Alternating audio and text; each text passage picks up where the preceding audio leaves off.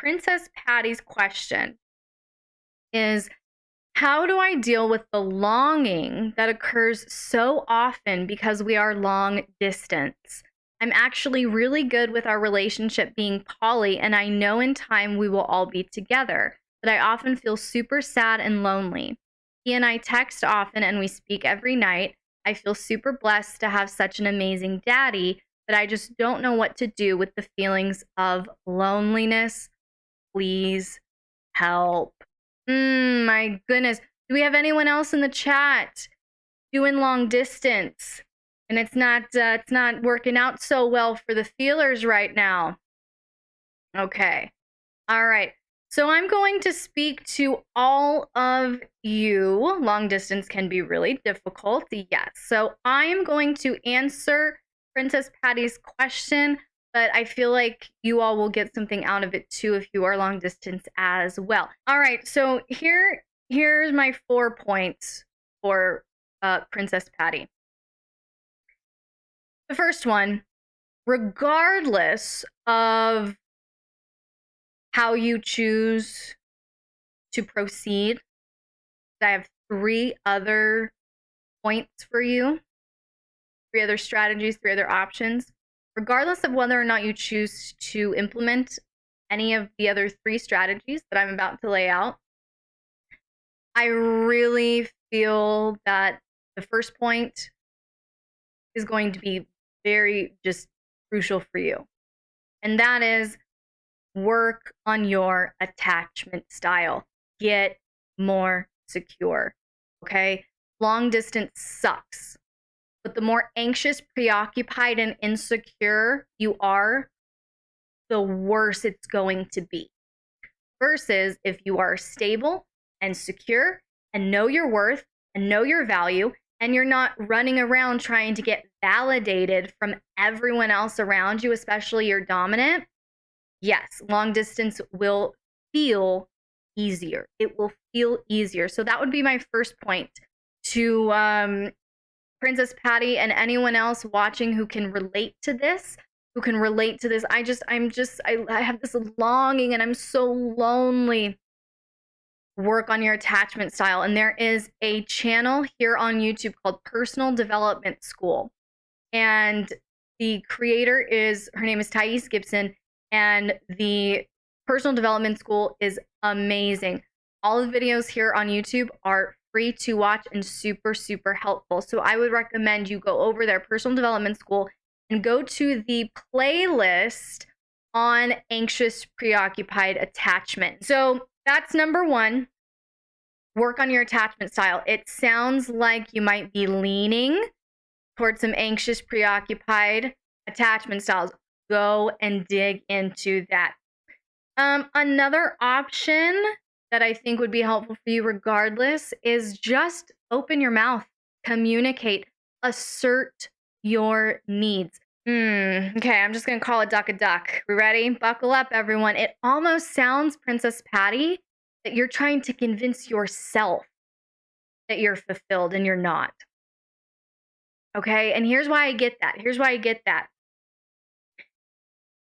In one line, you say, I'm actually really good with our relationships being poly.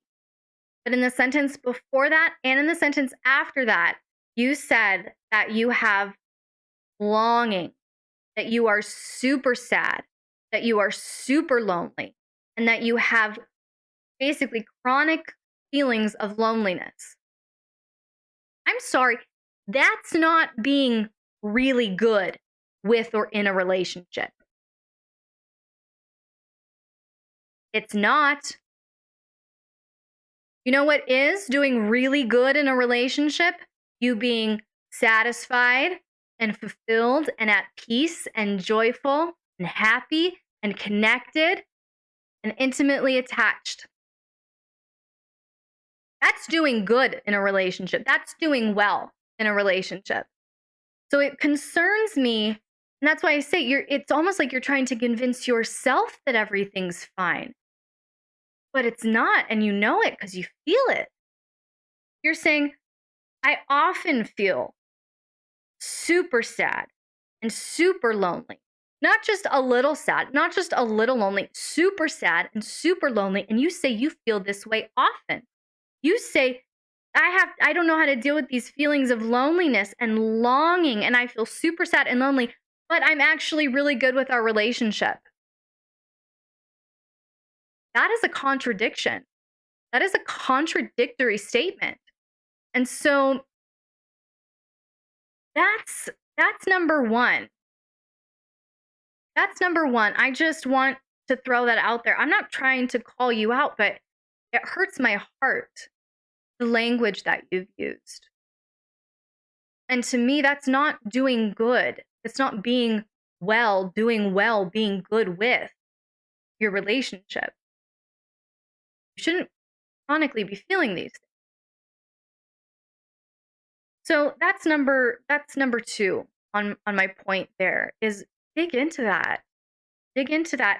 It might be, circling back, it might be you just need to assert yourself more. You just need to communicate that even though you have a great daddy and even though you talk every day, it's clearly not enough for you.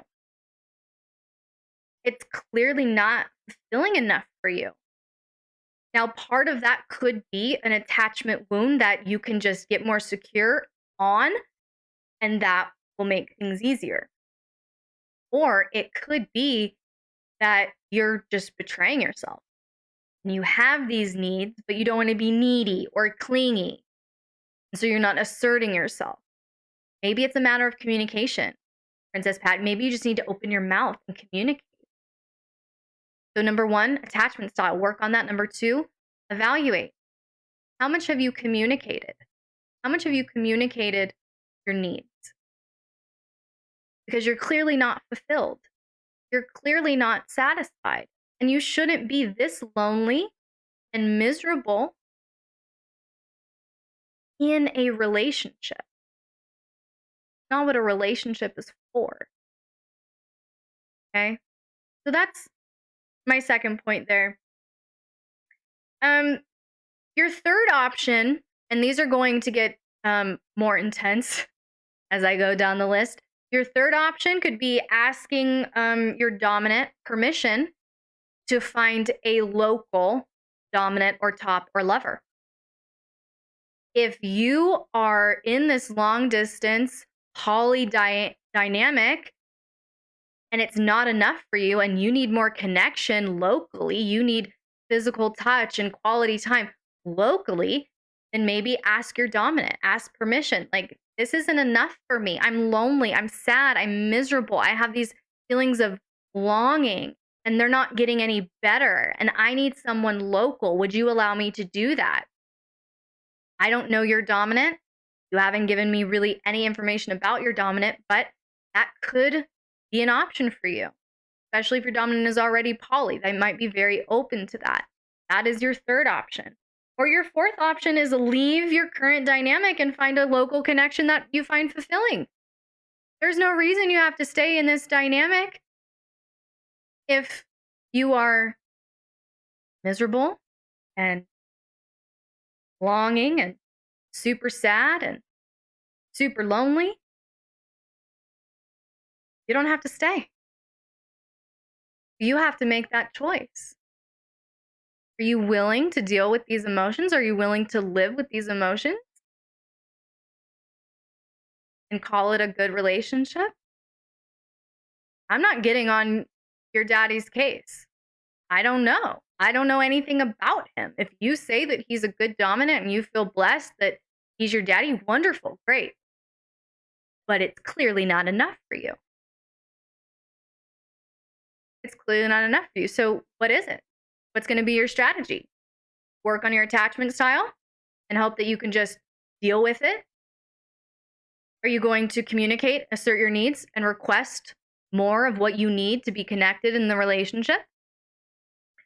Are you going to ask permission to find a local dominant or top or lover that would be fulfilling for you? Or are you going to just leave the dynamic and find something local that gives you that connection you're looking for? You have power here, and those are your options, Princess Patty, but you are not the victim here. And if you feel this chronically lonely, and sad, you have the power to fix it. You have the power to choose differently. You don't have to feel this way. You're choosing to feel this way. So pick a strategy, make a choice, and love yourself. Love yourself enough and see enough value in yourself to make one of these choices.